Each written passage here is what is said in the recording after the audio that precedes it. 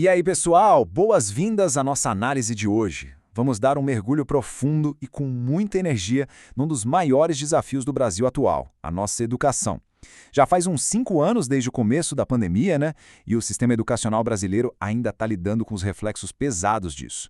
Mas olha, hoje a gente não vai só ficar lamentando os problemas, não. Vamos destrinchar como o Brasil está batendo de frente com essas perdas e traçando uma rota totalmente nova, saindo daquela ideia engessada de perda de aprendizagem e entrando no que a gente chama de recomposição. A grande pergunta que não quer calar entre os educadores e formuladores de políticas públicas hoje é a seguinte: como é que a gente mitiga de verdade essas perdas educacionais gigantescas que os resultados do SAEB 2023 mostraram? E convenhamos, essa é uma questão que exige muito mais do que só boa vontade, exige método. E é exatamente isso que os dados e as novas estratégias estão mostrando pra gente. Ponto número 1. O retrato da educação. Vamos dar uma olhada no cenário atual, de onde a gente está partindo? Sabe, antes da gente entrar nas inovações metodológicas, a gente precisa olhar para a realidade nua e crua que ficou depois que as aulas presenciais pararam. E é impossível não humanizar esse tema. Por trás de cada número frio de defasagem, tem um estudante. O fechamento das escolas forçou todo mundo para o ensino remoto, e a gente sabe que isso foi super desigual. Isso machucou demais as crianças e adolescentes em situação de vulnerabilidade, e quem mora em regiões mais afastadas. Foram milhões de estudantes que tiveram o aprendizado e o desenvolvimento brutalmente afetados pela falta de infraestrutura. E os dados oficiais confirmam essa realidade preocupante. Se a gente pegar os resultados do SAEB 2023, houve uma piora no desempenho em absolutamente todas as etapas de ensino, tanto em português quanto em matemática, comparando com 2019. O baque foi especialmente duro no ensino médio, com a grande maioria dos estados mostrando um retrocesso pesado. É um alerta vermelho inegável para a equidade na nossa educação. Ponto número 2. Recuperar ou recompor. Essa é uma distinção fundamental que muda tudo.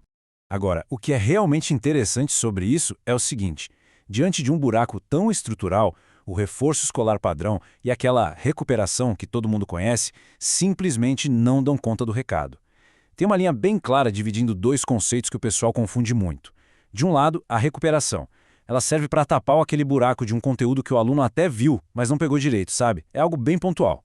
Do outro lado, a recomposição. Aqui a coisa é mais embaixo. O aluno é apresentado a conhecimentos que ele já deveria ter aprendido, mas que ele literalmente nunca viu. O conteúdo simplesmente não chegou nele durante a pandemia. Ou seja, para deixar isso bem amarrado, a recomposição exige uma ação muito mais profunda e sistêmica. Não é colocar um band-aid numa matéria mal compreendida, de jeito nenhum. É uma reconstrução arquitetônica do conhecimento. A ideia é englobar várias estratégias para construir uma base que, por motivos de força maior, simplesmente nem existiu na vida daquele estudante. Ponto número 3. O Pacto Nacional. Como coordenar uma resposta para isso? Entendendo que a recomposição é um desafio colossal, o Brasil precisava de uma resposta na mesma proporção. Não dava para ser só com esforços isolados. E a evolução política foi super rápida. Em junho de 2024, lançaram o Pacto Nacional pela Recomposição das Aprendizagens, justamente para dar aquele apoio técnico e financeiro para os estados e municípios. E olha só que bacana, já para 2025 isso virou uma política pública oficial através do Decreto 12.391. Isso mostra que a recomposição deixou de ser só um projetinho paliativo e virou uma prioridade real de Estado. Mas como esse pacto funciona na vida real? Ele é metodicamente amarrado em 5 eixos, para ser prático. Primeiro, o currículo, focando no que é essencial em linguagens e matemática, sem enrolação. Segundo, a avaliação, criando ciclos no ano todo para... Terceiro, as mediações pedagógicas, porque a gente sabe que os alunos precisam de apoio emocional, não é só jogar conteúdo na lousa. Quarto, a formação continuada, para treinar os professores nessas novas metodologias. E quinto, os materiais, criando conteúdos didáticos suplementares focados exatamente nesse objetivo. Ponto número 4. O Brasil na prática. Vamos ver isso rodando nos estados. A teoria dos 5 eixos é fantástica, mas é no chão da escola que a mágica tem que acontecer. Lá no Espírito Santo, a resposta veio no formato das rotinas pedagógicas escolares, as RPSs. A Secretaria de Educação fechou uma parceria com a FAPES para criar esse material super estruturado. O legal é que os professores baixam tudo pela internet e podem enviar formulários com sugestões de ajustes. O projeto começou no ensino médio em 2024 e agora já está se expandindo para os alunos do 5º ano do Fundamental. É prático e super escalável.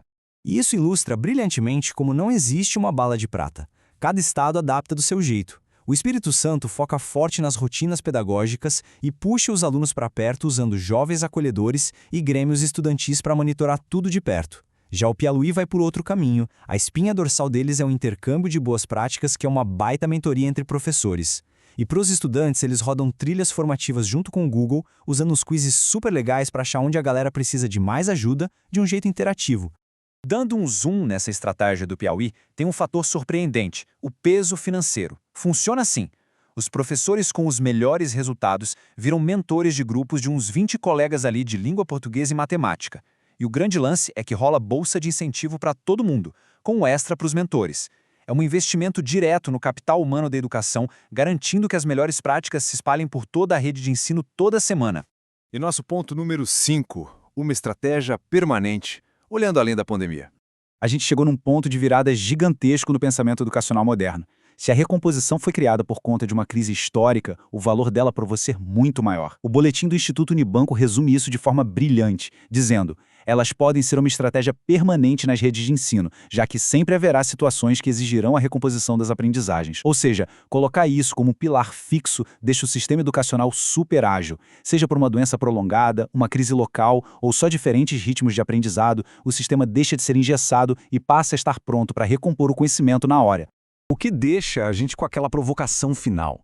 Será que a recomposição de aprendizagem vai continuar firme como um pilar permanente do nosso sistema, garantindo resiliência para o futuro, ou vai sumir aos poucos conforme a pandemia vira só uma memória distante? Bom, o trabalho incrível de estados como o Espírito Santo e o Piauí e a força do Pacto Nacional mostram que a gente está diante de uma evolução necessária e que veio para ficar.